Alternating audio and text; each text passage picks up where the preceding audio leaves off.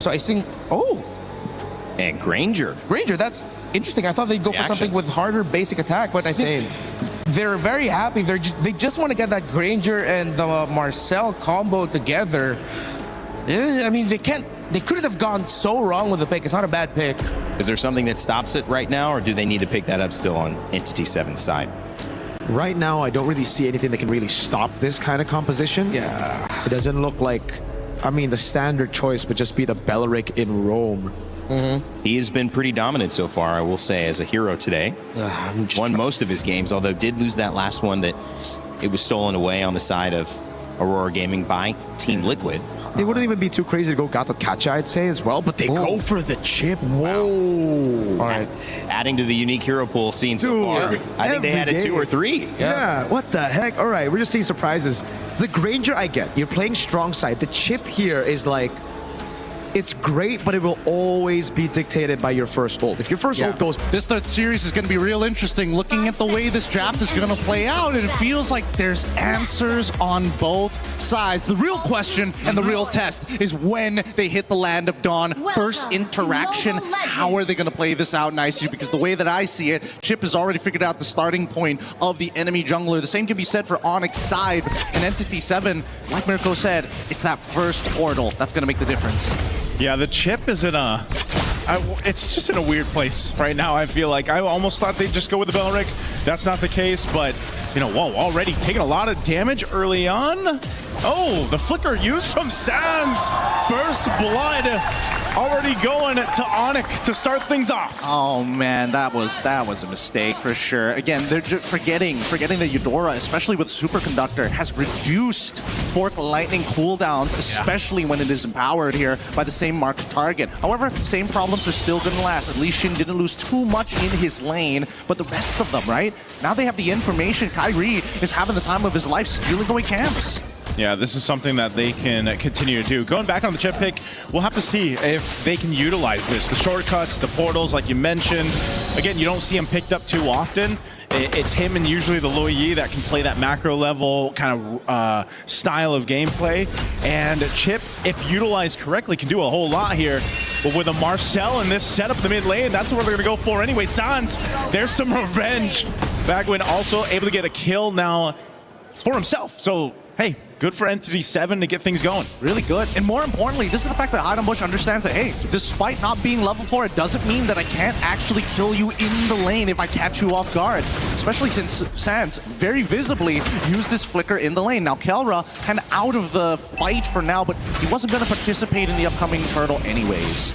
Yeah, this is one of the things, too. The Granger only picked a couple times so far, you know, and this is going to the hands of Kelra. Obviously, very comfortable on this hero, can make it work, but, you know, I think that's the main thing, too. You know, the decision between who gets the Sky Piercer, most likely, as the panel mentioned, Hirara here, you know, you got to protect still Kelra on the Granger. He's got the range to work with, and yeah, I kind of agreed, maybe a little bit stronger of an audio attacker, where he's got to rely on the Rhapsody shots, but it's all about positioning, and we've seen it before from Kelra.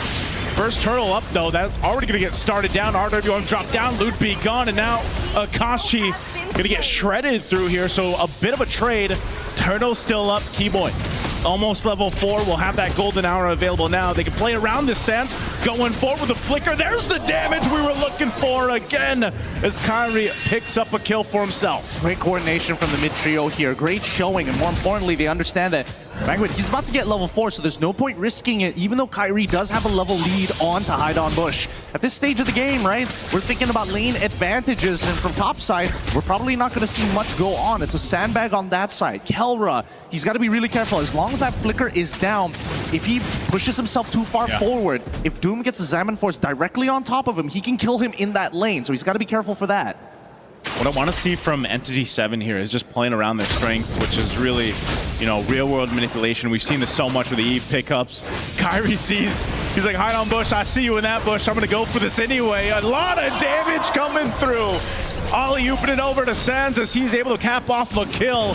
Get out of my jungle, says Kyrie. Yeah, the problem is that once you see the stun be thrown out, he has no way to kind of, close the get out with any iframes at that point. Kelra now getting an early Sky Piercer is great. The question is whether or not he's going to be able to participate in the very first fight here. Because so far, Sans has kind of given the layup over to Kyrie. At some point, it's got to go over to Kelra. Yeah, eventually, but the strengths, man, and this is why the Eudora is so just a top priority pick right now. You're seeing it in action in the early game to be able to set things up in this manner and also kind of supplement a jungler like the Hirara in the hands of Kyrie is something that you can make work so well from the early game all the way to the late game.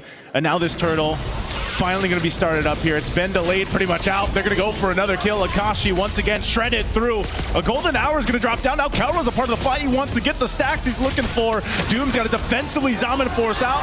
There's another kill for ONIC. And they'll finally make their way for this turtle here. Shin's got no option but to back off. There is a push in the mid, though, at least for something for ENTITY7. How much damage did he actually get onto that mid-tier 1? No, just the plating. The plating is good enough. That's still a little bit of money. He's going to lose a decent amount in his own jungle as Kelra decides, you know what? I ain't wasting no time whatsoever. Give me the gold on that top side before the shielding times out.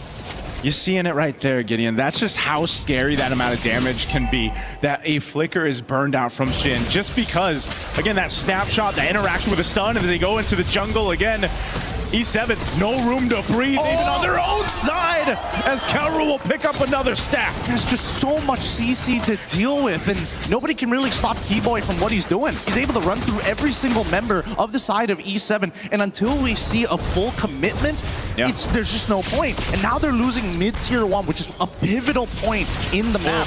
Golden hour, drop down, Kelra lining up the shots, and it's right lined up for Shin, and out in the mid lane, Daytona's welcome into the team. They landed on through. Luffy's gone, but E7 looking to fight back down, running it for Sans. He's gonna have to burn the flicker. The re-engage comes through. Snapshots are there. Oh, Bagwin, 1 HP. He'll get back to base. Could have been way worse for ENTITY7 there. Way worse, for sure.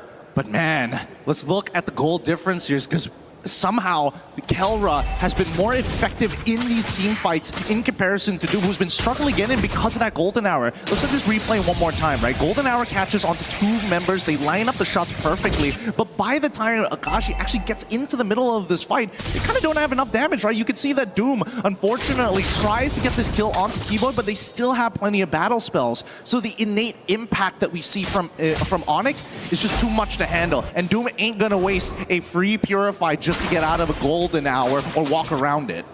Yeah, for E7, they want to go ahead and start letting, Doom scale up. This is what we see with Harith, right? Eventually, you're able to do a whole lot with that Zaman Force. They just really haven't been able to have that upper hand fight against, this lineup that ONIC has. A big component to that, again, the golden hour. I'm surprised, Marcel, we haven't seen him pop up as much, especially back, wildcard and then even in MWI. And it's like, he's still so useful with that golden hour alone.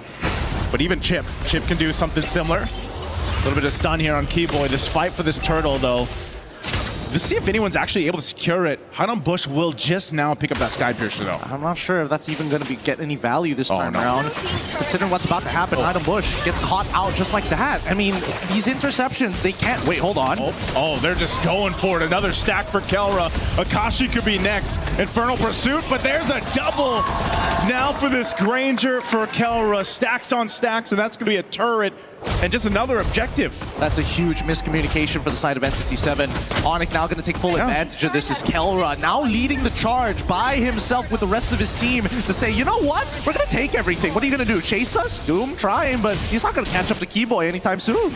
Yeah, you're not going to catch a Marcel like that, So, yeah, I don't know. That was clearly a mistake, a misstep there for E7 to be on that side, to lose their jungler, but the punishment also is just more turrets, more space.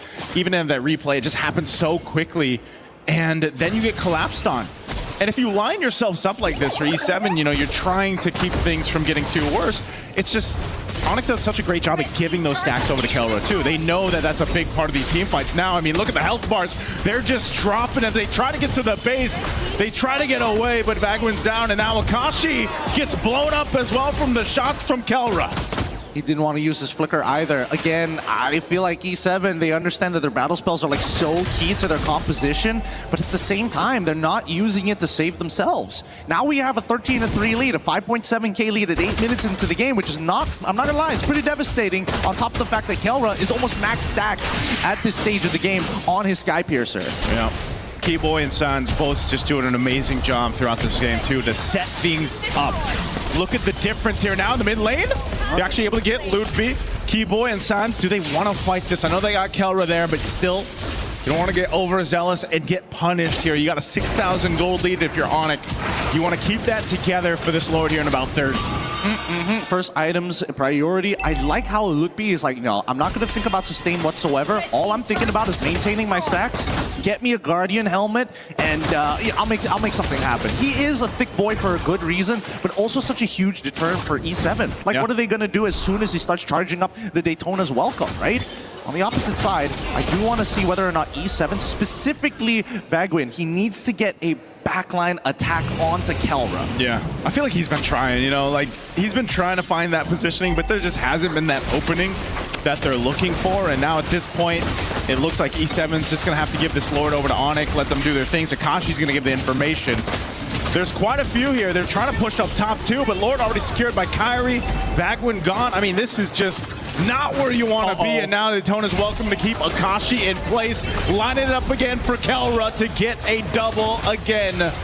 And E7, it's looking really dire here in game one. I think this game is almost over. ONIC is in a point where their snowball is a little too big. And they're purposely delaying Hide on Bush. He will not be able to get with the rest of his team, and now his death timer is staggered. Yep. Already base turret's going to be worked on. Doom trying to drop it down with his Amin Force, but still just delaying possibly the inevitable here. Almost a 9,000 gold lead as Lord is going to approach this mid turret. The defense shield's still going to pop, but the Lord is still up, and now the pressure's here. 15 still, 4 Hide on Bush to be up. They're going to drop it down once again. Ludwig, Daytona's welcome. Throw him into the wall. Kyrie, meanwhile, on the other side's working. Burns a flicker out. Akashi, no chance. And now looking to take out Doom as well. He's trying to avoid the shots from Kelra, but he can't avoid Kyrie. And they're looking for more. Finally, Kelra goes down, but Kyrie's here as well. It's a different KK connection. It's a maniac for Kyrie. And that's all ONIC needed in this game one. Under 12 minutes, they'll cap out game one against ENTITY7. 21-6 the final score, and they're gonna farm one more before they close out the very first match.